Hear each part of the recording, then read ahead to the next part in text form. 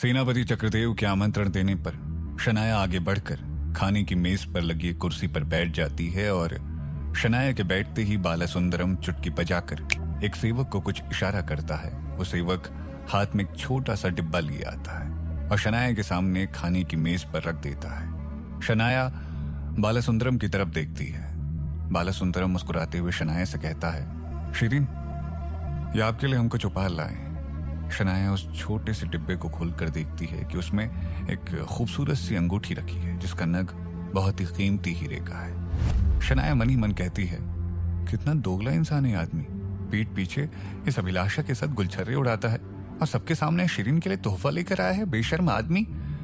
लेकिन शनाया अपने गुस्से को जाहिर ना करते हुए बालासुंदरम की तरफ देखकर एक झूठी मुस्कान के साथ उसका शुक्रिया अदा करते हुए कहती है, बहुत खूबसूरत अंगूठी है, आपका बहुत बहुत शुक्रिया। बालासुंदरम मुस्कुराकर अपना सर हिलाता है और शनाया पास में खड़े एक सेवक को बुलाकर वो छोटा सा डिब्बा उसे दे देती है और कहती है, इसे मेरे कक्ष में रख देना। वो सेवक उस डिब्बे को लेकर वहां से चला जाता है। तभी शनाया की जेब में रखी जड़ी बूटी शनाया से कहती है, सुन, मैं तुझे बीच में टोकना नहीं चाह रही थी, लेकिन काफी देर से मुझे तकलीफ हो रही है। यहाँ कोई ऐसी चीज है जिससे बहुत ही नकारात्मक ऊर्जा निकल रही है। क्योंकि शनाया सबके सामने बैठी थी, इसीलिए वो जड़ी बूटी की बात को नजरअंदाज करते हुए अपने खाने पर ध्यान देने लगती है। जड़ी बूटी दोबारा शनाया से कहती है, बहन मेरी बात मान, मैं झूठ नहीं कह रही, यहाँ कुछ ऐसा है जिससे मुझे तकलीफ हो रही है और इसका असर इतना तेज है, ऐसा लगता है जैसे मैं जलकर राख हो जाऊंगी। शनाया सुनते ही घबराने लगती है, लेकिन वो अब भी कुछ कर नहीं सकती है। शनाया बस चुपचाप अपनी नजरें घुमाकर आसपास मुआयना करने लगती है। वो देखने की कोशिश करती है कि ऐसी कौन सी चीज हो सकती है जिससे जड़ी बूटी को अचानक से इतनी तकलीफ होने लगी। तभी राजकुमार चैतन्य शनाया से कहता है, शिरीन, आप कहीं खोई हुई लग रही है, क्या बात है? शनाया जल्दी से अपना ध्यान राजकुमार चैतन्य की तरफ केंद्रित करती है और उसका जवाब देती है, नहीं नहीं, ऐसा कुछ नहीं है। राजकुमार चैतन्य शनाया को देखकर इस तरह मुस्कुराता है जैसा उसका शक अब यकीन में बदल रहा हो और फिर वो साधु की तरफ इशारा करते हुए शनाया से कहता है, आप शायद इनसे पहले नहीं मिली होंगी। साधु हाथ जोड़कर शनाया को देखकर मुस्कुराकर कहता है, मिलकर खुशी हुई आपसे बालिका, मुझ नाजीज को गुरु आदि शंकराचार्य कहते हैं। शनाया भी हाथ जोड़कर मुस्कुराती है और आदर पूर्वक उसका जवाब देते हुए कहती है, मेरा नाम शिरीन है। बस इतना सा कहकर शनाया दोबारा अपने खाने पर ध्यान देने लगती है। राजकुमार चैतन्य देखता है कि शनाया अभी भी खाने पर ध्यान दे रही है और किसी से बात करने में दिलचस्पी नहीं ले रही है, इसलिए वो खुद ही जानबूझकर कहता है, शिरीन, मुझे आपके बारे में सबको एक बात बतानी है। ये सुनते ही शनाया एकदम से घबरा जाती है और सर उठाकर सबकी तरफ देखने लगती है। शनाया के चेहरे का रंग फीका पड़ने लगता है, लेकिन तभी जड़ी बूटी शनाया से कहती है, शनाया, उसके जाल में मत फंसना, उसकी बातों में बिल्कुल मत आना, तो पूरी तरह से साधारण व्यवहार रख, ये जानबूझकर होशियार बनने की कोशिश कर रहा है। शनाया जल्दी से अपने चेहरे के हाव भाव को ठीक करती है और फिर अनजान होने का नाटक करते हुए पूछती है, आप क्या बताना चाहते हैं? मैं कुछ समझी नहीं राजकुमार जी। चैतन्य मुस्कुराता है और कहता है, दरअसल मैं कुछ दिनों पहले एक ऐसे शख्स से मिला था जो मुझे लगा था कि शायद वो आप ही थी। शनाया झूठी हंसी हंसते हुए जवाब देती, अच्छा, लेकिन मुझे तो ऐसा बिल्कुल नहीं लगता क्योंकि मैं महल से बाहर नहीं जाया करती, ये तो सब जानते हैं। राजकुमार चैतन्य जवाब देता है, बिल्कुल, मुझे भी पता है वो आप नहीं थी। बात यह है कि उस शख्स ने अपने चेहरे पर नकाब लपेटा हुआ था और उसकी आंखें बिल्कुल आप ही की तरह दिखाई दे रही थी। मैं तो कहता हूं कि यदि आप वो नकाब लपेट लें तो आप हूबहू उसकी तरह दिखने लगेंगी। सेनापति चक्रदेव, जिसको इन सारी बातों के बारे में कुछ नहीं पता होता, वो राजकुमार चैतन्य से कहता है, राजकुमार, हमें भी तो मिला ये उस शख्स से जो शिरीन की तरह लगता है, जरा हम भी तो देखें कहीं कोई हम शक्ल तो नहीं है हमारी बेटी का। राजकुमार चैतन्य जवाब देता है, यही तो मुश्किल है सेनापति जी, दरअसल हमें पता ही नहीं कि वो कौन था और कहां से आया था। तभी शनाया देखती है कि चतुरा, जो अब तक इस जगह पर किसी भी चीज में दिलचस्पी नहीं ले रही थी, उसकी दिलचस्पी इन बातों में बढ़ने लगी थी और वो अपना खाना खाते हुए बड़े गौर से सारी चीजें सुनने लगती है, जैसे उसे कुछ समझ में आने लगा हो। फिर चतुरा कहती है, ये तो बड़ी दिलचस्प बात है, कोई ऐसा भी है जो दीदी की तरह लगता है, वो भी आपसे महल के बाहर ही मिला था, कहीं अंदर मिला होता तो आपको सच में गलतफहमी हो जाती कि वो दीदी ही थी, है ना शिरीन दीदी? चतुरा शनाया की तरफ देखकर मासूम बनते हुए पूछती है। शनाया को चतुरा की टांग अड़ाने वाली हरकतों से बहुत नफरत थी, लेकिन शनाया अपने गुस्से को काबू करते हुए चतुरा को सिर्फ मन ही मन कहती है, तेरा दिमाग कुछ ज्यादा ही चलता, 1.5 फुटिया लड़की, हर बात में मुंह घुसेड़ देना तेरे लिए बहुत जरूरी होता है क्या?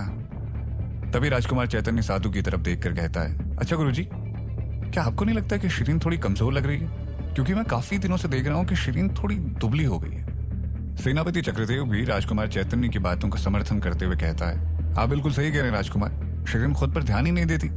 हमने तो इसकी सेवा के लिए कई सारे सेवक भी लगवा दिए, खाने पीने की किसी तरह से कोई कमी ना हो ये सुनिश्चित करने की पूरी कोशिश की, फिर भी देखो कितनी कमजोर लग रही है। शनाया उन दोनों की बातों को नजरअंदाज करते हुए चुपचाप अपना खाना खाती रहती है। फिर वो साधु अपनी जेब में हाथ डालकर एक अंगूठी निकालता है जिसका नग नीले रंग का होता है, और जैसे ही वो साधु अंगूठी निकाल कर ये कहता है, इसे अपनी उंगली पर पहन लीजिए शिरीन, शायद आपको किसी की नजर लग गई है, शायद इसीलिए आप दुबली होती जा रही हैं। इस अंगूठी को पहनने से आपका स्वास्थ्य एक ही हफ्ते में बेहतर होने लगेगा, आप पूरी तरह से तंदुरुस्त होने लगेंगी। लेकिन ठीक उसी वक्त जड़ी बूटी ऊंची आवाज में शनाया से कहने लगती है, इसकी जात का बैदा मारूं, यही वो चीज है जिसकी वजह से मुझे इतनी जलन महसूस हो रही थी। इसकी जेब से निकलते ही इसका असर बहुत ज्यादा बढ़ गया, मुझे ऐसा लग रहा है जैसे मैं जलकर राख हो जाऊंगी। शनाया इस अंगूठी को मुझसे दूर ही रखना, चाहे कुछ भी हो जाए, मेरे पास मत आने देना इस मनहूस अंगूठी को। जड़ी बूटी की चीख पुकार सुनने के बाद भी शनाया अपने हाव भाव को बिगड़ने नहीं देती, और उसे पूरी तरह समझ में आ जाता है कि जड़ी बूटी को सच में उसे अंगूठी से तकलीफ हो रही होगी। शायद इसीलिए राजकुमार चैतन्य इस साधु को अपने साथ लाया है, ताकि उस साधु के जरिए पता लगाया जाए कि शनाया के पास किसी तरह की कोई जादुई शक्ति है या नहीं। वो साधु भी मुस्कुराते हुए राजकुमार चैतन्य को देखता है, जिसको उसने पहले ही बताया होता है कि अगर शिरीन उस अंगूठी को लेकर अपनी उंगली में पहन लेती है और उसके अंदर किसी भी तरह की कोई जादुई ताकत होगी तो उस अंगूठी का रंग नीले से बदलकर लाल हो जाएगा। और इस तरह से राजकुमार चैतन्य ये सुनिश्चित कर सकता था कि उस रात को उसका इलाज करने वाली लड़की कोई और नहीं बल्कि शिरीन ही थी।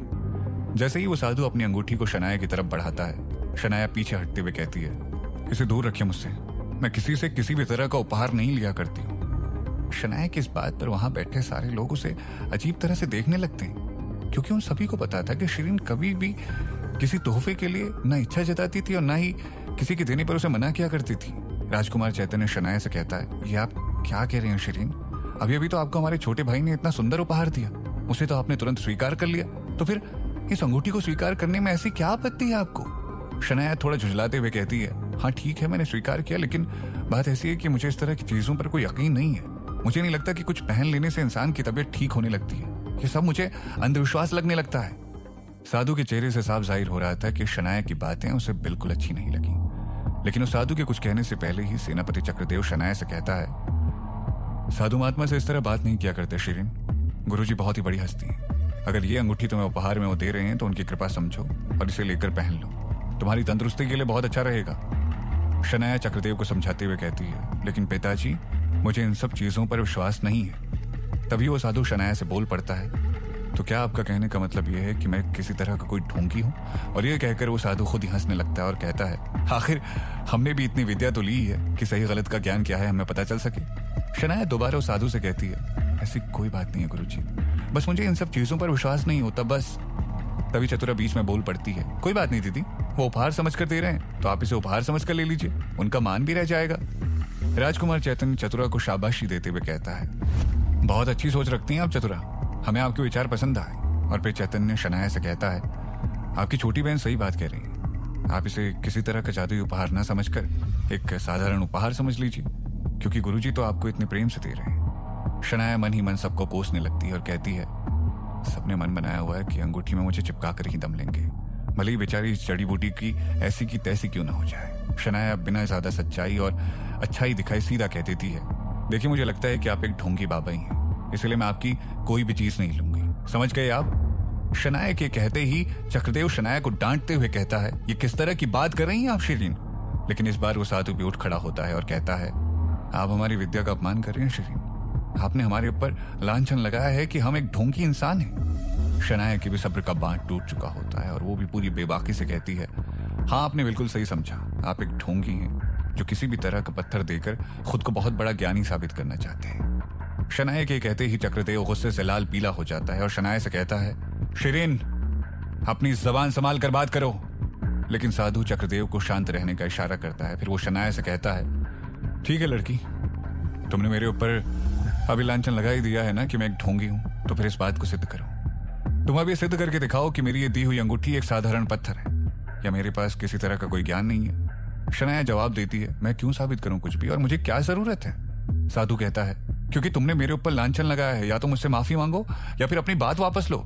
शनाया तैश में आकर कहती है, ना ही अपनी बात वापस लूंगी और ना ही आपसे माफी मांगूंगी।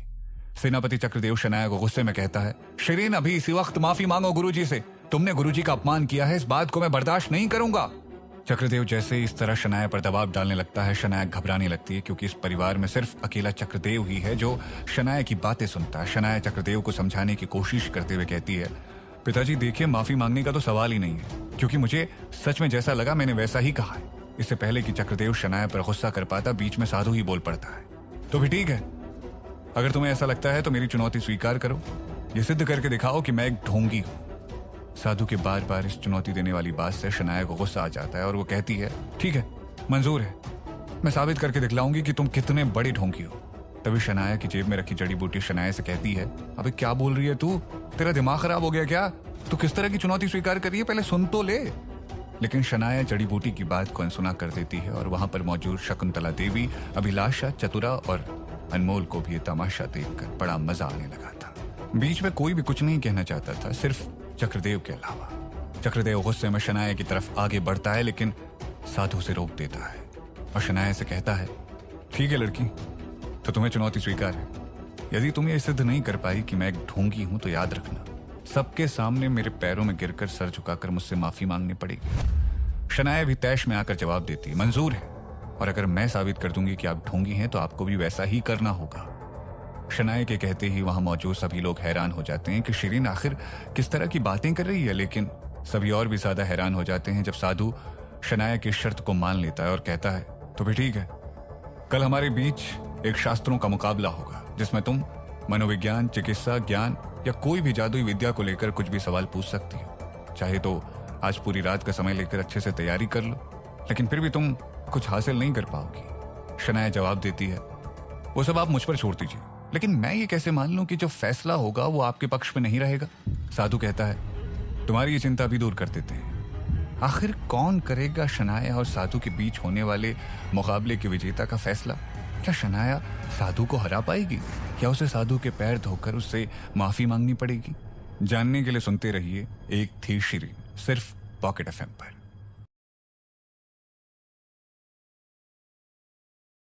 शनाया की चुनौती स्वीकार करने के बाद साधु ये सुनिश्चित करने के लिए कि शनाया को बिना किसी पक्षपात के साथ फैसला होने की तसल्ली मिल जाए, वो अपने गुरु महर्षि का नाम लेता है और बताता है, इस मुकाबले का फैसला जब महर्षि स्वयं सुनाएंगे तो किसी को कोई आपत्ति नहीं होगी और आपको भी तसल्ली हो जाएगी। लेकिन शनाया इस बात से संतुष्ट नहीं होती और कहती है, वो तो आपके गुरु हैं, वो तो आपकी तरफदारी करेंगे।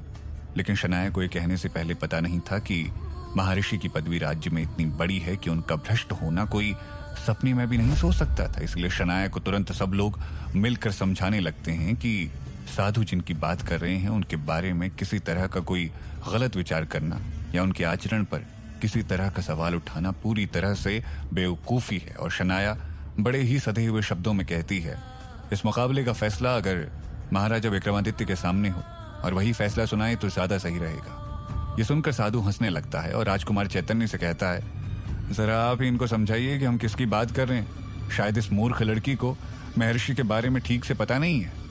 राजकुमार चैतन्य शनाया को समझाते हुए कहता है, शिरीन, जब महर्षि इसी प्रतियोगिता में आएंगे तो खुद हमारे पिता राजा विक्रमादित्य भी उनके सामने ज्यादा कुछ बोल नहीं पाएंगे। उनकी हस्ती इतनी बड़ी है कि हमारे पिता महाराजा विक्रमादित्य भी उनके भक्त हैं। आप समझ नहीं पा रही हैं कि महर्षि कौन है। वो इस प्रतियोगिता में आने के लिए सहमत हो जाएं, यही उनका बड़प्पन होगा। अब शनाया को समझ आता है कि महर्षि सच में कोई बहुत बड़ा व्यक्ति है जिसके सामने खुद राजा की भी शायद ना चले। और फिर शनाया को यह भी बताया जाता है कि वो महर्षि बिल्कुल फकीर की तरह रहते हैं, हमेशा अपनी गुफा के अंदर भगवान के ध्यान में विलीन। शनाया ये सब सुनने के बाद कहती है, ठीक है, अगर ऐसी बात है तो फिर इसका फैसला वही करें, लेकिन मैं चाहती हूँ कि वहां पर महाराज विक्रमादित्य भी मौजूद रहे। शनाया इस बात पर इसलिए भी जोर डाल रही थी क्योंकि राजा विक्रमादित्य को उसने अपनी आंखों से देखा था कि वो कितना निष्पक्ष होकर फैसला सुनाता है। जब वो अपने बेटे के ऊपर कानूनी कार्यवाही कर सकता है तो उस पर किसी तरह का शक करना बेफजूल ही होगा। साधु शनाया से कहता है, तुम बेफिक्र रहो लड़की, जब महर्षि स्वयं प्रतियोगिता में आने को सहमत हो जाएंगे तो महाराज खुद ब खुद उपस्थित हो जाएंगे। और ये कहकर साधु वहां से जाने लगता है। उसके पीछे पीछे राजकुमार चैतन्य जल्दी से खड़ा होता है और फिर राजकुमार बालासुंदरम भी जाने के लिए खड़ा हो जाता है। राजकुमार चैतन्य सेनापति चक्रदेव से कहता है, सेनापति जी, हमें भी आदेश दीजिए, लगता है गुरुजी थोड़ा क्रोधित हो गए। सेनापति चक्रदेव भी हाथ जोड़कर शनाया की तरफ से किए गए अपमान के लिए क्षमा मांगते हुए कहता है, यहाँ जो कुछ भी हुआ उसके लिए मुझे बेहद अफसोस है राजकुमार। राजकुमार चैतन्य और बाला सुंदरम बिना कुछ कहे वहां से चले जाते हैं। उनके वहां से जाते ही गुस्से में चक्रदेव शनाया की तरफ देखता है। इससे पहले कि शनाया चक्रदेव से कुछ कहती, चक्रदेव अपने खाने की थाली को मेज पर छोड़कर गुस्से में वहां से चला जाता है। शनाया समझ जाती है कि चक्रदेव उससे बेहद ही गुस्सा हो चुका है। ये देखकर चतुरा और अभिलाषा को बड़ा मजा आता है और अभिलाषा तंज कसते हुए कहती है, लगता है पिताजी शिरीन से कुछ ज्यादा ही गुस्सा हो गए, है ना माँ? अभिलाषा शकुंतला देवी से पूछती है। शकुंतला देवी जवाब देती है, मैं कुछ कहूंगी तो तुम्हारे पिताजी सुनते कहाँ हैं? मैंने तो पहले ही कहा था कि अपने बच्चों को सर पर चढ़ाना अच्छी बात नहीं होती, लेकिन वो तो यही समझते हैं कि मैं अपने बच्चों से भेदभाव करती हूँ। तभी चतुरा कहती है, बिल्कुल नहीं माँ, आप तो सबके साथ एक जैसा व्यवहार करती हैं। मैं तो आशा करती हूँ कि इस प्रतियोगिता में शिरीन दीदी जीत जाएं, ताकि हमारे पिताजी का नाम खराब ना हो और उनका सर शर्म से ना झुके, ना दीदी? चतुरा मासूमियत के साथ शनाया की तरफ देखकर उससे पूछती है। शनाया चतुरा की इस मीठी छुरी जैसी बोली पर बौखला उठती है और गुस्से में उसे जवाब देती है, हो गया तुम सबका, या और भी कुछ कहना बाकी है? ये नौटंकी मेरे सामने करने की कोई जरूरत नहीं है। ये कहते हुए शनाया अनमोल की तरफ देखती है, जैसे उसके कुछ कहने का इंतजार कर रही हो। लेकिन अनमोल पिछले दिन हो चुकी झूमर वाली घटना से खुद इतना शर्मिंदा था कि वो शनाया से नजर भी नहीं मिलाना चाहता था और शर्म से इधर उधर देखने लगता है और चुपचाप अपना खाना खाने लगता है। शनाया वहां से उठती है और गुस्से में बाहर चली जाती है। बाहर आती ही जड़ी बूटी शनाया से कहती है, हो गया ना, कर दिया तूने कांड?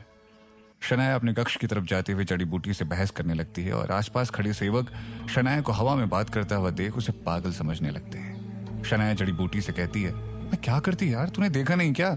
सब कैसे मेरे ऊपर चढ़ने लगे थे। वो चाहते थे कि कैसे भी करके वो अंगूठी मैं रख लूं। तू ही अगर बता, वो अंगूठी अगर मैं पहन लेती तो ये सब कहने के लिए तू बच पाती? एक तो मैंने तेरी जान बचाई, ऊपर से तू मुझे ही ज्ञान दे रही है। जड़ी बूटी शनाया से कहती है, अच्छा हाँ ये बात तो सही है तेरी, लेकिन अब कहाँ जा रही है तू? शनाया जवाब देती है, मैं सोने जा रही हूँ। सुबह सुबह सारा मूड चौपट कर दिया मेरा। एक तो तूने आधी नींद से चिल्ला चिल्ला कर जगा दिया, ऊपर से दूसरा उस ढोंगी साधु ने मेरा दिमाग खराब कर दिया। जड़ी बूटी शनाया से कहती है, रुक जा, पहले मेरी बात गौर से सुन।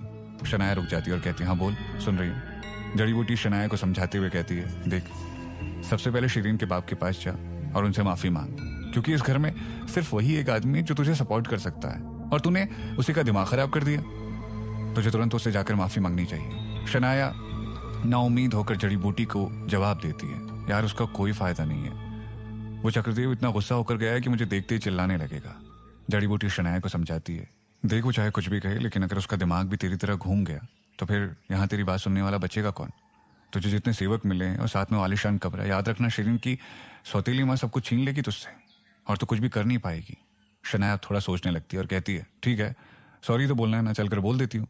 शनाया माफी मांगने के लिए चक्रदेव के कक्ष के पास जाती है, लेकिन बाहर खड़े सिपाही उसे रोक कर कहते हैं, छोटी मालकिन माफ कीजिए, प्रभु अभी किसी से मिलना नहीं चाहते, वो अभी एकांत में रहना चाहते हैं। शनाया उस सिपाही से कहती है, मुझे बस थोड़ी देर के लिए पिताजी से मिलने दो, मुझे उनसे बहुत जरूरी बात करनी है। लेकिन सैनिक शनाया को फिर भी अनुमति नहीं देते और कहते हैं, माफ कीजिए छोटी मालकिन, हमें सख्त आदेश देते हुए कहा गया है कि किसी को अंदर ना आने दिया जाए। शनाया उस सिपाही से दोबारा कुछ कहना चाहती है, लेकिन तभी जड़ी बूटी उसे रोकते हुए कहती है, अरे इनसे बहस क्यों कर रही है? जब तेरे अंदर टेलीपोर्ट करने की शक्ति है तो तू दरवाजे से क्यों ही जाना चाहती है? ये बात शनाया को भी एकदम से याद आ जाती है कि वो बेकार में ही सिपाहियों से बहस क्यों कर रही है। शनाया एकदम से चुप हो जाती है और सिपाही से मुस्कुराकर कहती है, अच्छा ठीक है, कोई बात नहीं। और शनाया चुपचाप वहां से चली जाती है। और शनाया एक ऐसे गलियारे में जाती है जहां कोई नहीं होता। वो अपने दाएं बाएं देखकर सुनिश्चित करती है कि उसे कोई देख ना रहा हो और फिर वहां से आंखें बंद करके खुद को टेलीपोर्ट करके चक्रदेव के कक्ष के अंदर आ जाती है। चक्रदेव का कक्ष अंदर से बहुत ही आलीशान और खूबसूरत है। शनाया देखती है कि बाहर के हॉल में कोई नहीं है। फिर वो अंदर वाले कमरे में होते हुए अंदर जाने लगती है। उस कमरे में ज्यादा रोशनी नहीं होती और वो देखती है कि चक्रदेव की पीठ शनाया की तरफ है और वो एक कोने में बैठकर अपने हाथ में एक तस्वीर लिए उसे देखे जा रहा है। शनाया दबे पांव 2-4 कदम आगे बढ़ाती है और झांक कर देखने की कोशिश करती है तो उसे पता चलता है कि वो तस्वीर शिरीन की मां की है, जिसे चक्रदेव चुपचाप बस देखे जा रहा था। चक्रदेव उस तस्वीर के ऊपर बड़े ही प्यार से हाथ फेरता है। जड़ी बूटी शनाया से कहती है, ये बंदा तो यहाँ फुल ऑन इमोशनल हुआ पड़ा है। शनाया भी बहुत धीमी आवाज में जड़ी बूटी से कहती है, मुझे लगा था कि गुस्से में लाल पीला हो रहा होगा, लेकिन ये बेचारा तो उदास है। जड़ी बूटी शनाया से कहती है, अच्छी बात है ना, यही सही मौका है। इसी समय से बात कर, ये ठीक से सुनेगा। शनाया अपने बगल में दरवाजे की लकड़ी पर 2 उंगलियों से हल्का सा दस्तक देती है, जिसकी आवाज सुनकर चक्रदेव फौरन पलटकर देखता है। शनाया को वहां खड़ा देखकर चक्रदेव हैरान हो जाता है। शनाया देखती है कि चक्रदेव की आंखों में नमी है और वो शनाया से पूछता है, शिरीन, तुम अंदर कैसे आ गई? मैंने सिपाहियों को साफ मना किया था कि अंदर किसी को आने ना दें। शनाया शांत लहजे में अपनी आवाज को धीमे रखते हुए कहती है, पिताजी वो मैं छुप कर आ गई, आपसे माफी मांगनी थी ना, इसीलिए।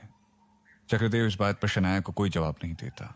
वो उससे अपना मुंह फेर लेता है और दोबारा उस तस्वीर को देखने लगता है। फिर खड़ा होकर उस तस्वीर को एक अलमारी में संभाल कर रख देता है। शनाया एक बार फिर चक्रदेव से कहती है, पिताजी मैं जानती हूं मैंने वहां पर जो कुछ भी किया या कहा उससे आप नाराज हैं। पता नहीं मैं इस तरह से कैसे बात कर रही थी, लेकिन अब मुझे खुद बुरा लग रहा है। मैं अपने किए पर बेहद शर्मिंदा हूं। और ये कहकर शनाया धीरे धीरे अपने कदम आगे बढ़ाती है।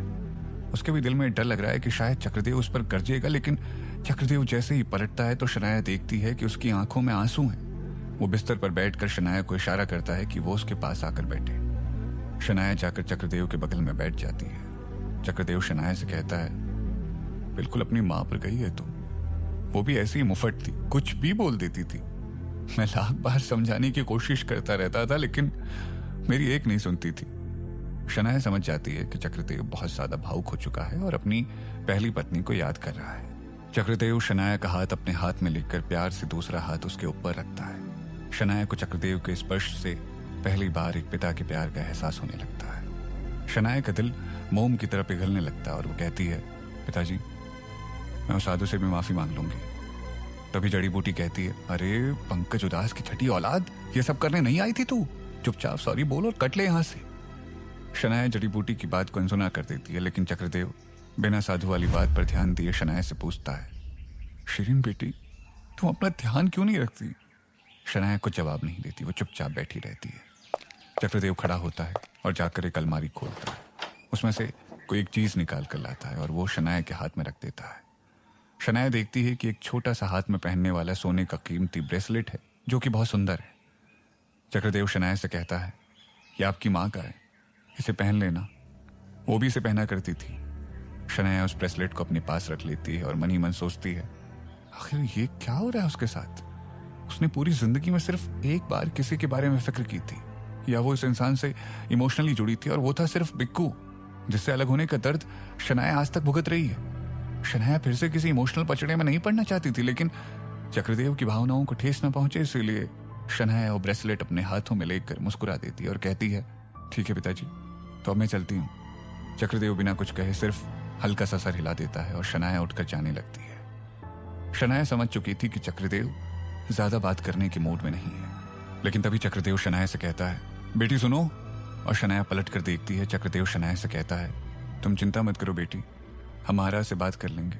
अगर मैं आग्रह करूंगा तो गुरुजी को मना लेंगे कि वो अपनी चुनौती वापस ले लें। चक्रदेव की बातें शनाया को बहुत अच्छी लगती हैं और उसकी आंखों में इतनी सच्चाई उसे दिखाई देती है कि शनाया के मुंह से निकल जाता है, आप ऐसा कुछ नहीं करेंगे पिताजी, आपको मेरे लिए झुकने की कोई जरूरत नहीं है। तभी जड़ी बूटी कहती है, हो गया सत्यानाश, जाग गई अंदर की बेटी, अरे क्यों खामखा पंगे ले रही है? लेकिन शनाया जड़ी बूटी की बातों पर कोई ध्यान नहीं देती और चक्रदेव से कहती है, आप फिक्र मत कीजिए पिताजी, मैं ये चुनौती नहीं हारूंगी। चक्रदेव शनाया से कहता है, तुम गुरुजी को नहीं जानते शिरीन। शनाया जवाब देती है, कोई बात नहीं पिताजी, लेकिन कल वो मुझे जान जाएंगे। और ये कहकर शनाया वहां से चली जाती है। चक्रदेव चेहरे से मायूस लगता है और अपने आप से कहता है, इसकी माँ भी ऐसी अड़ियल थी, भगवान सद्बुद्धि दे इसको, और मैं क्या ही कहूं। शनाया जैसे ही चक्रदेव के कक्ष से बाहर निकलती है, उसके दरवाजे पर खड़े दोनों सैनिक हैरान हो जाते हैं और शनाया से पूछते हैं, आप अंदर कैसे गई? शनाया उन्हें बिना कुछ जवाब दिए वहां से चली जाती है। पहला सैनिक दूसरे सैनिक से पूछता है, तुमने इसे अंदर जाते देखा था क्या? दूसरा सैनिक कहता है, हमने कहाँ उसे अंदर जाने दिया था, वही तो हम भी नहीं समझ पा रहे हैं। और ये कहते हुए दोनों सैनिक हैरान परेशान होकर अपना सर खुजलाने लगते हैं। शनाया अपने कक्ष की तरफ जा रही होती है कि जड़ी बूटी उससे कहती है, ये सब क्या था शनाया? शनाया जड़ी बूटी से पूछती है, क्या मतलब क्या था? जड़ी बूटी गुस्से में शनाया से कहती है, मैंने तुझे सिर्फ इतनी सी सलाह दी थी कि माफी मांगकर वापस आ जा। जब वो कह रहा था कि राजा से बात करके चुनौती वाली बात को खत्म करवा देगा, तो तुझे उसके सामने तोप बनने की क्या जरूरत थी? शनाया कहती है, तोप बनने की बात नहीं है, जो मेरे दिल में था मैंने वो कह दिया। क्या शनाया का दिल अब पत्थर से मोम की तरह बनने लगा था? क्या वो भी अब दूसरों के बारे में सोचने लगी थी? आखिर किस तरह का बदलाव आएगा शनाया की जिंदगी में आगे चलकर, जानने के लिए सुनते रहिए एक थी शिरीन, सिर्फ पॉकेट एफएम पर।